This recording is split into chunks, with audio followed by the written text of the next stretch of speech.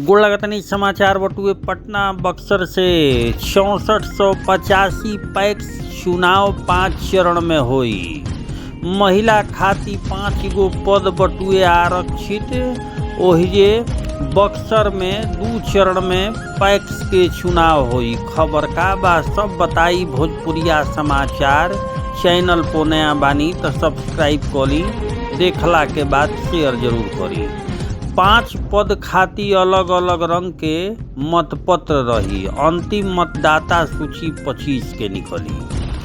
पहिलका चरण 26 अक्टूबर के, नामांकन 11 से 12 नवंबर तक, नामांकन वापसी 19 नवंबर तक।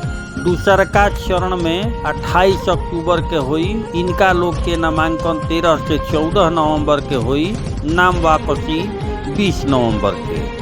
तीसरका चुनाव जवन हुई 30 अक्टूबर के, नामांकन 16 से 17 नवंबर, नाम वापसी 22 नवंबर।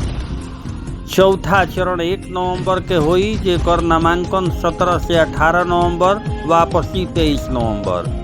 आ पांचवा चरण 3 नवंबर के, 19 से 20 नवंबर तक नामांकन आ 26 नवंबर के नाम वापसी। राज्य निर्वाचन प्राधिकार पैक्स चुनाव के अधिसूचना जारी कर दिले बिया। पूरे बिहार में 6485 पैक्स खाती 5 चरण में चुनाव हुई।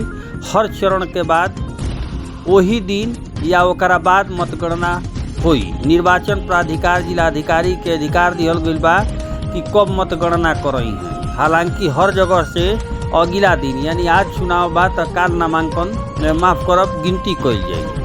मतदाता के अंतिम सूची 25 अक्टूबर के जारी हुई। 2 नवंबर तक निर्वाचन केंद्र खाती पर्यवेक्षक नियुक्त कइल गई हैं। पैक्स चुनाव में अध्यक्ष के पद अनारक्षित हुई। शेष 11 गो पद में से 2 गो SC ST, 2 गो OBC या 2 गो पद EBC खाती आरक्षित हुई। शेष 5 गो पद सामान्य श्रेणी खाती हुई। यह पे केहू भी नामांकन कर सकता है। आरक्षित 6 गो पद में से 1 आ सामान्य के 2 पद महिला खाती आरक्षित हुई। यानी कि महिला खाती कुल 5 गो पद आरक्षित बा। सब 5 तरह के पद खाती 5 रंग के लाल, आसमानी, सफेद रंग के जौन बटुए हरा नारंगी रंग के मतपत्र हुई। यह में मतगणना आसान हो जाई। पैक्स चुनाव खाती मतदान सुबह 7 बजे से शाम 4:30 बजे तक हुई। नक्सल प्रभावित क्षेत्र में 3 बजे तक ही मतदान हुई। प्रभावित इलाका के पैक्स के पहचान कर लिहल गई बा। पैक्स चुनाव में अध्यक्ष आ कोषाध्यक्ष पद पे आरक्षण लागू ना हुई, लेकिन यह पद के गणना निर्देशक मंडल खातिर हुई या पूरा निर्देशक मंडल पे आरक्षण के प्रावधान लागू हुई। 12 सदस्यीय निदेशक मंडल में अध्यक्ष कोषाध्यक्ष अनारक्षित मानद। शेष 10 पद से 6 गो आरक्षित हुई। सहकारी समिति के प्रबंधकारिणी समिति में SC ST खातिर 2 गो स्थान, पिछड़ा वर्ग खातिर 2 गो, अति पिछड़ा खातिर 2 गो स्थान आरक्षित कइल जाई। अगर समिति में आरक्षित कोटि के सदस्य ना हुई हैं तो पद रिक्त रही। आरक्षित पद के कुल संख्या के 50% पद महिला खातिर आरक्षित हुई। अगर कौनो महिला सदस्य नहीं थी तो ये पद खाली रही, रिक्त रही। राज्य के 410 शहरी पैक्स में चुनाव ना हुई।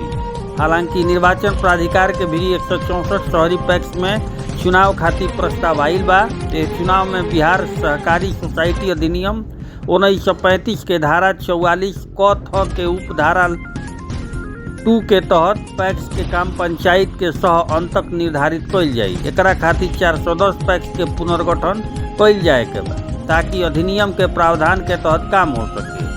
पैक्स के पुनर्गठन अब तक नइखे भइल। नवंबर में 6485 पैक्स के चुनाव होखे के बाद एकरा खातिर अब तक 1,40,00,000 के प्रारूप मतदाता सूची बनावल गइल बा। चुनाव में पहला बार प्रस्तावक भी सदस्य बनी है। पहले 11 रुपया में प्रस्तावक बनत रहन, एह बार 1 रुपया में प्रस्तावक बने के मौका दे दिहल गइल बटुए। वही बक्सर में पैक्स चुनाव के लिए लेके अधिसूचना जारी बा। पहला आ तीसरा चरण में मतदान हुई। 25 अक्टूबर के अंतिम मतदाता सूची जौन बटुए तवन प्रकाशित हुई। बक्सर में जौन चुनाव बटुए तवन 2 चरण में बटुए, जवना में 26 आ 29 नवंबर के हुई। 26 तारीख के सेमरी, बरहपुर, चौगाई, चक्की, राजपुर, चौसा में हुई। एक गिनती 27 के हुई। आ दूसर का 29 तारीख के बक्सर, इटाढ़ी, नामानगर, डुमराव, 61 में हुई, जेकर अगला दिन गिनती कल जाई। तो यह तरीका से पैक्स चुनाव के बिगुल बात चुकल बटुए। खबर के देख लेनी तो शेयर जरूर करब, ताकि एक एक किसान के भी खबर जाओ। बहुत बहुत धन्यवाद।